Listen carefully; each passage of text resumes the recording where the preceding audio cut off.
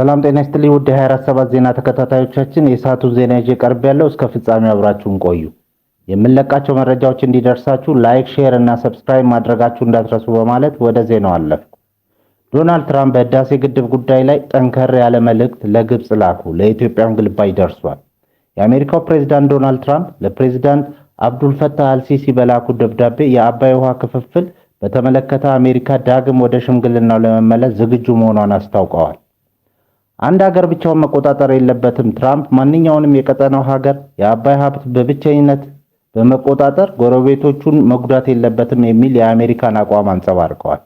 ኢትዮጵያ በቂ ኤሌክትሪክ እንድታመነጭና ለጎረቤቶቿ እንድትሸጥ፣ ግብጽ፣ ሱዳን ደግሞ በድርቅ ወቅት የሚለቀቅላቸው ውሃ እንዲረጋገጥ የሚያስችል ስምምነት እንዲደርስ ፍላጎታቸውን ገልጸዋል። በግድቡ ዙሪያ ያለውን አለመግባባት ወደ ወታደራዊ ግጭት እንዳያመራ ያላቸውን ስጋት ገልጸው ጉዳዩ በአጀንዳቸው አናት ላይ እንደሚገኝ አረጋግጠዋል። ደብዳቤው ለኢትዮጵያ ፕሬዝዳንት ታዬ አጽቀሥላሴ፣ ለሳውዲ አልጋ ወራሽ እና ለኤምሬትስ ፕሬዝዳንት በግልባጭ ተልኳል። በትራምፕ መግለጫ ጀርባ ያሉ ስትራቴጂካዊ ፍላጎቶችና የኢትዮጵያ ስጋቶች። በምስራቅ አፍሪካ ሰማይ ስር ለሺህ ዓመታት ሲፈስ የኖረው የአባይ ወንዝ ዛሬ የታሪክ የሕግ እና የጂኦፖለቲካ ፍላጎቶች ፍጭት የሚታይበት አውድማ ሆኗል። ለአንዳንዶች አባይ የልማትና የተስፋ ቃል ነው፣ ለሌሎች ደግሞ የህልውና ስጋት። ሰሞኑን የፕሬዝዳንት ዶናልድ ትራምፕ አስተዳደር በኢትዮጵያ በግብጽ እና በሱዳን መካከል ያለውን ውጥረት ለመፍታት ደግሞ ፍላጎት ማሳየቱ ለቀጠናው ሰላም ተስፋ የሚሰጥ ቢመስልም የቀረበው ሐሳብ ግን በኢትዮጵያ በኩል መሰረታዊ የሆኑ የሉዓላዊነትና የልማት ጥያቄዎችን አስነስቷል። ፕሬዝዳንት ትራምፕ በመግለጫቸው የውሃ ክፍፍል ወተር ሼሪንግ የሚለውን ቃል ሆን ብለው ተጠቅመዋል። ይህ ቃል በዲፕሎማሲያዊ መዝገበ ቃላት ውስጥ ቀላል ቢመስልም በውስጡ ግን ሁለት ተቃራኒ የህግ ጽንሰ ሐሳቦች ያጋጫል። ግብጽና ሱዳን የታሪክ መብትና ቀደም ተጠቃሚነት በሚል መርሆች የውሃ ኮታ እንዲቀመጥ ይፈልጋሉ። በአንጻሩ ኢትዮጵያ የምትከተለው ዓለም አቀፍ መርህ ፍትሐዊና ምክንያታዊ አጠቃቀም ኢኩዊቴብል ኤንድ ሪዝነብል ዩቲላይዜሽን የሚለውን ነው። ክፍፍል የሚለው ቃል ወደ ኮታ ስለሚመራ ኢትዮጵያ ወደፊት ለግብርና ወይም ለሌላ ልማት ከአባይ ላይ ውሃ እንዳትቀዳ እጇን ሊያስር ይችላል የሚል ስጋት አለ።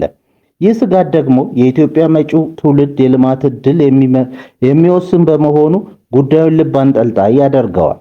አሜሪካ የበላይ ተመልካች አስተባባሪና ተቆጣጣሪ ሆና ለመግባት ያሳየችው ፍላጎት በሁለት መንገድ ሊታይ ይችላል። በአዎንታዊ ጎኑ የአሜሪካ ተጽዕኖ ሀገሪቱ ወደ ግጭት እንዳይገቡ እና የቴክኒክ ድጋፍ እንዲመቻቹ ሊረዳ ይችላል።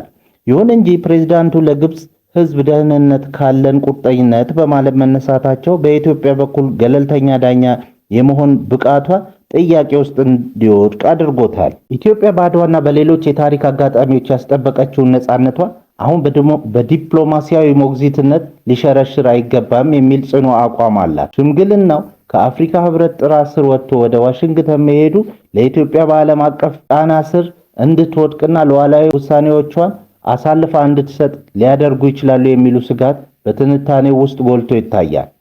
በትራምፕ መግለጫ ውስጥ በድርቅ ወቅት የውሃ ልቀትን ማረጋገጥ ፕሪዲክተብል ሪሊዝ ዲዩሪንግ ድሮት የሚለውን ነጥብ ትልቁ የቴክኒክ ልዩነት ያለበት ቦታ ነው።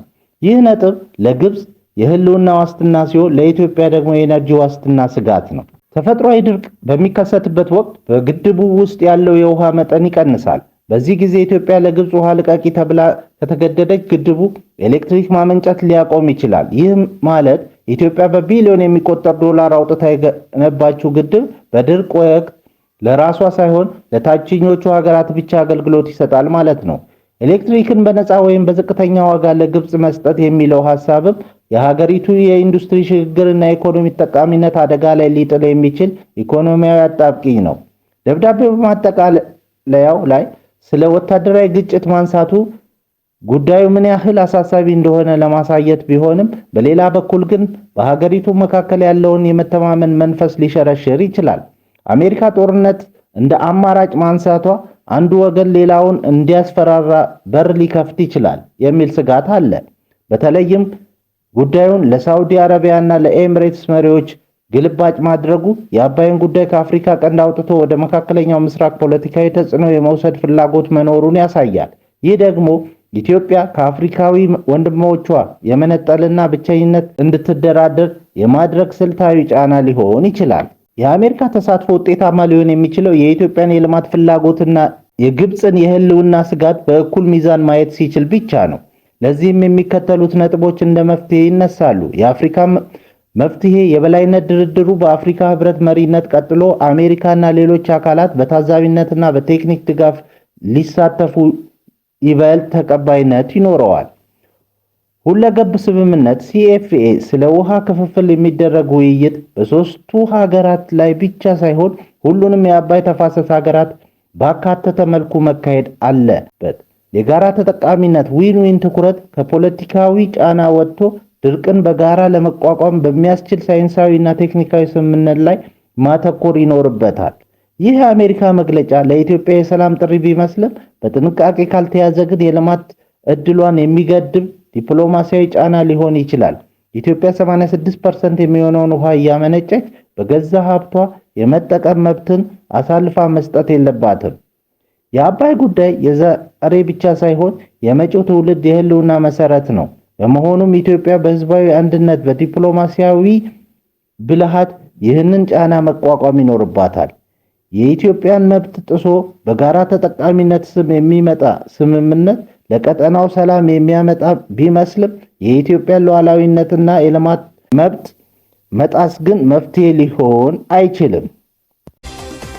ክቡራን አድማጮቻችን ለሰዓቱ ያልናቸውን ዜናዎች በዚህ እናበቃለን።